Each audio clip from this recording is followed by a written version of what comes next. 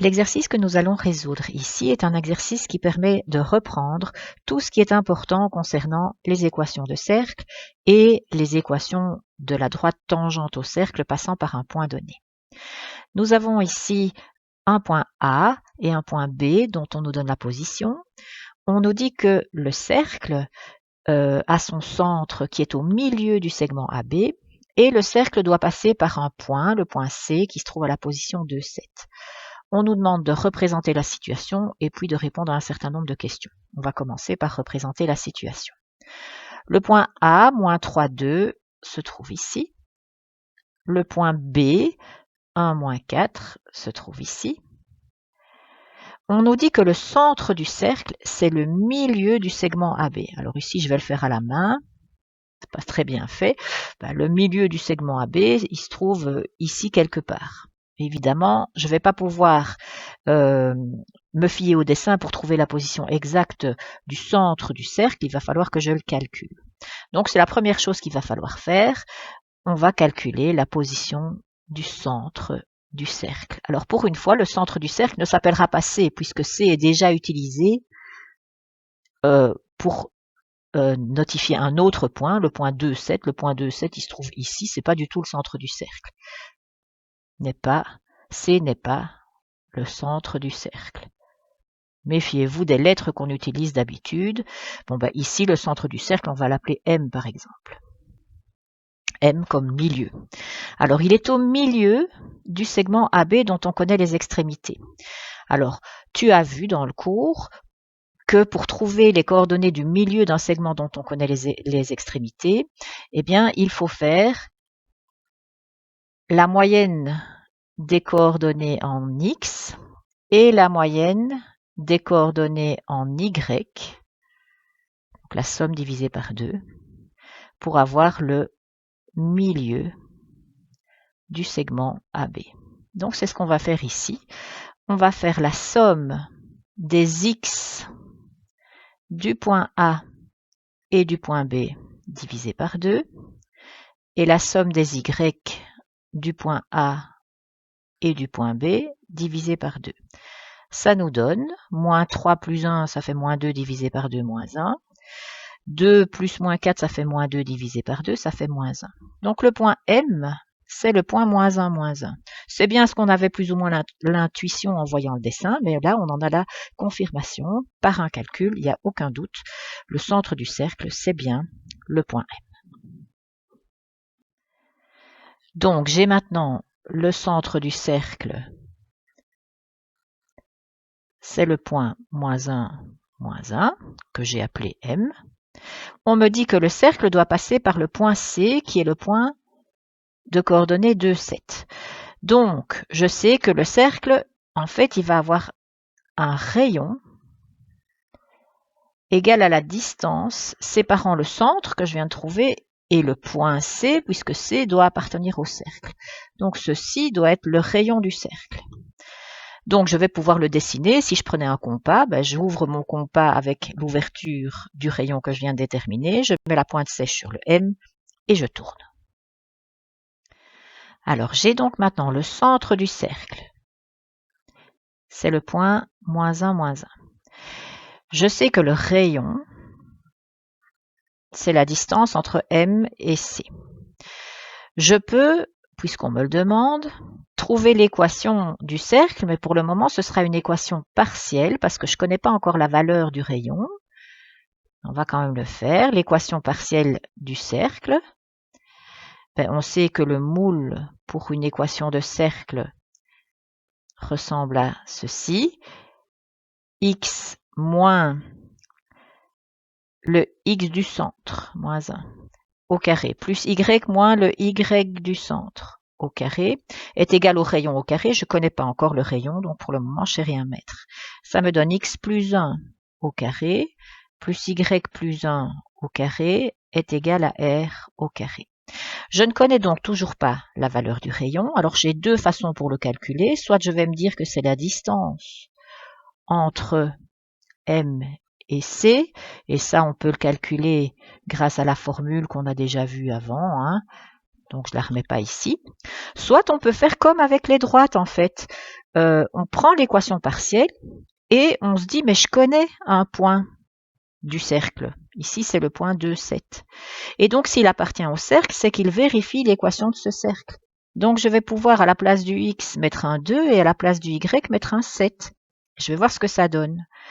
Donc, ici, ça fait 2 plus 1 au carré, plus 7 plus 1 au carré est égal à r carré. 2 plus 1 au carré, ça fait 9. 7 plus 1, ça fait 8 au carré, ça fait 64, est égal à r carré. 9 plus 64, ça fait 73, est égal à r carré. Mais donc, j'ai pas besoin d'aller plus loin, en fait. Je peux déduire ce que vaut le rayon, mais en fait, j'en ai même pas besoin. Mais enfin, ça fait racine de 73, je vais toujours l'écrire. Mais en fait, ce que je viens de trouver, c'est r carré. Donc, dans l'équation partielle que j'avais, je peux remplacer le r carré par 73. Qu'est-ce que ça me donne?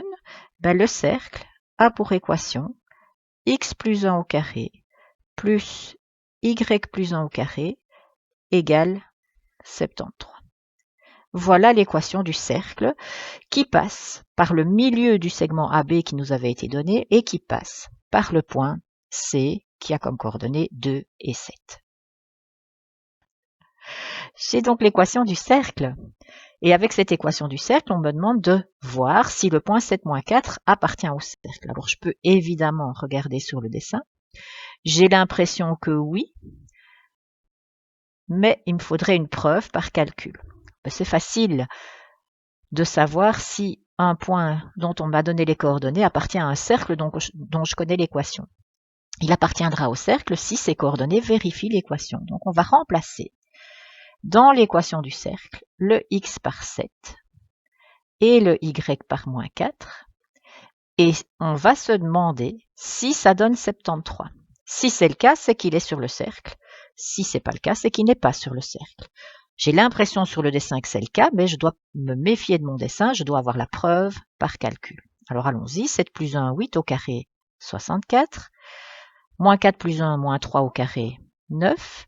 Est-ce que c'est égal à 73? Ben oui, ça donne 73. Donc, preuve que 7 moins 4 appartient au cercle. On en est sûr et certain. Alors, dernière question concernant mon fameux cercle. J'ai remis l'équation là au-dessus. On me demande de trouver l'équation de la droite tangente au cercle en C. Alors, je te rappelle que la droite tangente au cercle, c'est une droite qui ne touche le cercle qu'au point C. Elle ne le croise nulle part ailleurs, donc elle vient juste toucher au point C et elle continue sans toucher autre chose. Et on a une propriété de la droite tangente, c'est qu'elle est perpendiculaire au rayon passant par le point qu'on nous a donné, dans ce cas-ci le point C. Donc pour la construire, cette tangente, on va visualiser le rayon. Ici je le fais à la main, mais il faut le faire à la latte évidemment.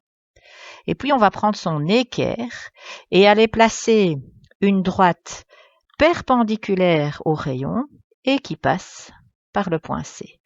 Donc voilà ma droite tangente que je vais appeler T. La droite tangente au cercle au point C.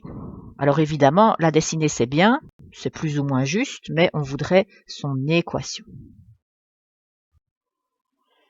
Alors, je vais devoir trouver l'équation de la droite tangente au cercle. Cette droite, on a décidé de l'appeler T.